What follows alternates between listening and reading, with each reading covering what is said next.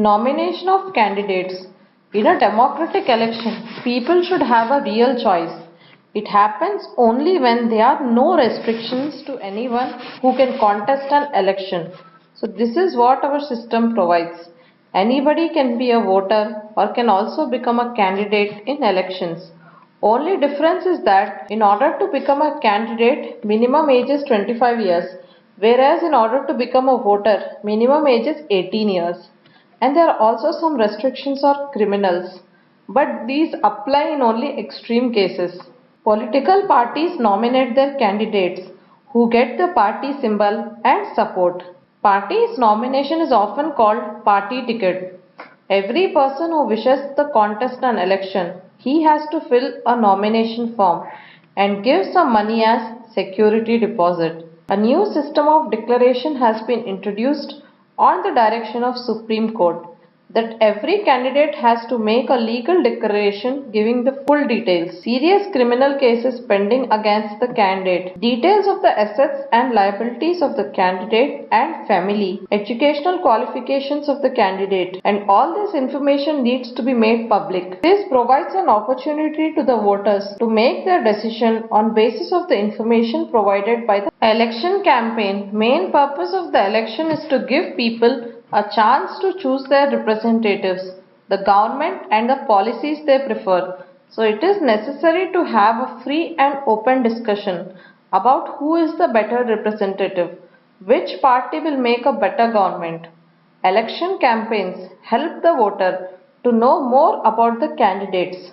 So in our country, election campaigns take place for a 2-week period between the announcement of the final list of the candidates and also the date of polling. During this period, the candidates contact their voters. Political leaders address the election meeting and political parties mobilize their supporters. So in this time, newspapers, television channels, they publish and telecast election related stories and debates. Political parties also start preparing for elections months before they actually take place. And in election campaigns, political parties focus on public attention on some big issues. They want to get them to vote for their party on that basis. In this image, we see an election campaign. Some of the successful slogans given by different political parties in various elections are as follows. Congress party led by Indira Gandhi, it gave the slogan of Garibi Hatao in the elections of 1971. Save Democracy was the slogan by Janata Party in the next Lok Sabha elections held in 1977. Left Front used the slogan of Land to the Tiller in the West Bengal Assembly elections in 1977. Protect the self-respect of Telugus was the slogan of N.T. Ramarao, leader of the Telugu Desam Party in Andhra Pradesh Assembly elections in 1983.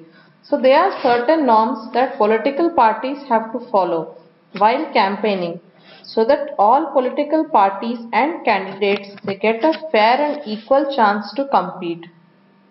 According to the election law, candidates cannot bribe or threaten the voters. They cannot appeal to the voters in the name of caste or religion. They cannot use government resources for election campaign. And the candidate cannot spend more than 25 lakhs in a constituency for Lok Sabha elections and 10 lakhs in a constituency for assembly elections. And if they do so, their election can be rejected by the court even after they have been declared elected. And in the laws, all the political parties agreed to a model code of conduct for election campaign. So according to the model code of conduct, no party or candidate can use any place of worship for election propaganda.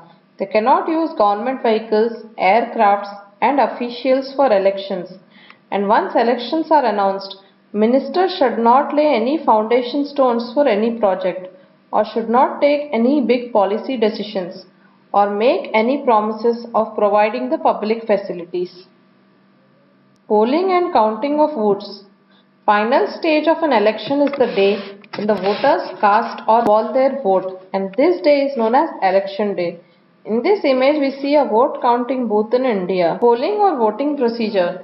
So every person whose name is on the voters list can go to a nearby polling booth to cast his or her vote. Polling booths are situated in a local school or a government office, and once the voter goes inside the booth, election officials identify her, put a mark on her finger, and allow her to cast the vote. Earlier, voters used to indicate who they wanted to vote by putting a stamp on the ballot paper. A ballot paper is a sheet of paper on which the names of the contesting candidates along with the party name and symbols are listed. Nowadays, electronic voting machines are used to record the votes.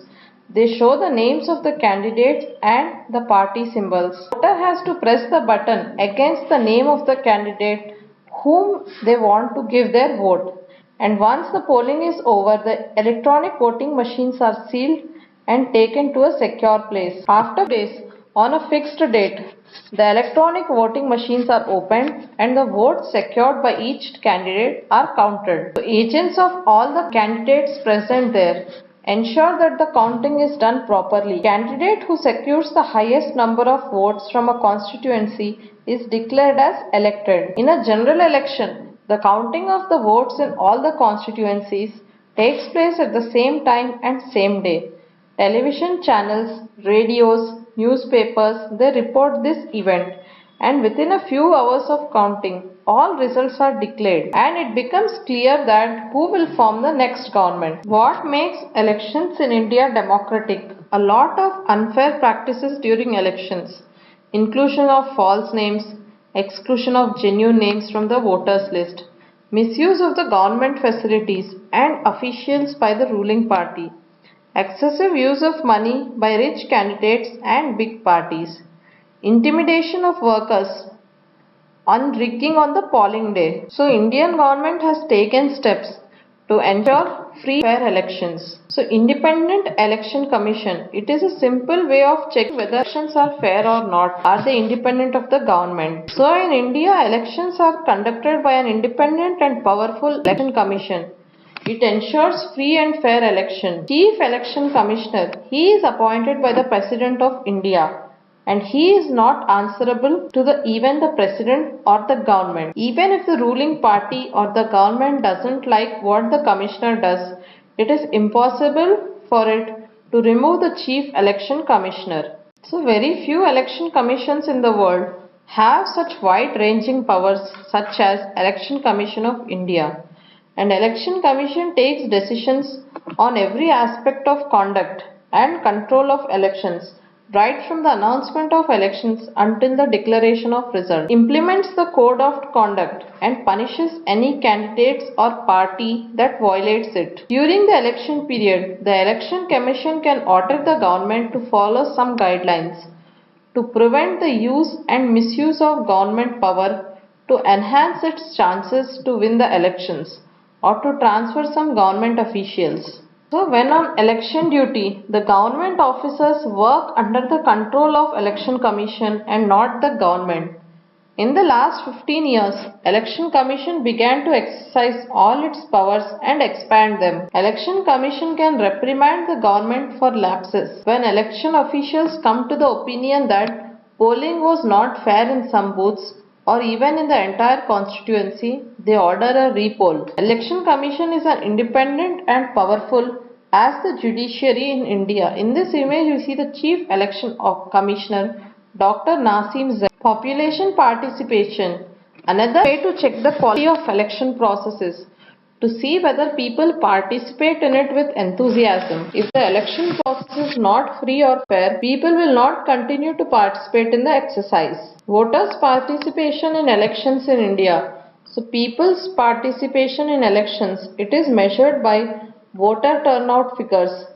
Turnout indicates the percentage of eligible voters who cast their vote.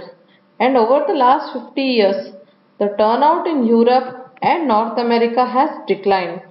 In India, the turnout has either remained stable or gone up. In India, the poor, illiterate and underprivileged people, they vote in larger proportions when compared to the rich and privileged sections. This is in contrast to the Western democracies. For example, in United States, poor people, African Americans, Hispanics, vote less than the rich and the white people. Common people in India attach a lot of importance to elections. They feel that through elections they can bring pressure on political parties to adapt policies and programs which favor them. They also feel that their vote matters in a way things run in the country. Interest of voters in the election related activities has been increasing over the years. During 2004 elections, more than one-third voters took part in campaign related activities, and more than half of the people identified themselves as being close to one or the other political party. One out of every seven voters is a member. Acceptance of election outcome. One final test of free and fairness of election is in the outcome. If elections are not free or fair, outcome favors the powerful. In this situation, ruling parties will not lose the elections, and the losing party does not accept the outcome of a rigged election. Let us see the outcome of India's elections. The ruling parties routinely lose the elections in India, both at national and also state level. In every 2 out of 3 elections held in last 15 years, the ruling party lost. In the US, an incumbent or elected representative rarely loses an election. But in India, about half of the sitting MPs or MLAs they lose the election. Candidates who are known to spend a lot of money on buying votes and those with well-known criminal connections often lose the election. Barring few disputed elections, the electoral outcomes are usually accepted as challenges to free and fair elections. Elections in India are basically free and fair. Party that wins an election and forms a government does because people have chosen it over the rivals. But this may not be true for every constituency. Few candidates may purely win on the basis of money, power, and unfair means, but the overall verdict of a general election still reflects the popular preference. There are few exceptions to this rule in the last 50 years in India. This is what it makes the Indian elections democratic.